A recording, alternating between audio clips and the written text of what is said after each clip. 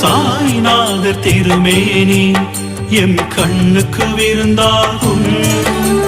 சாய் சொல்ல தண்ணீரும் எண்ணெயாகுமே, சாய் அள்ள அரிசியுமே அமிர்தமாகுமே. நாங்கள் சாயின் பக்தர் என்று சொல்ல பெருமைதான் அடைகின்றோம். ஷிரடி மண்ணை அடையும் பொழுது பூர்வ பலனை பெறுகின்றோம்.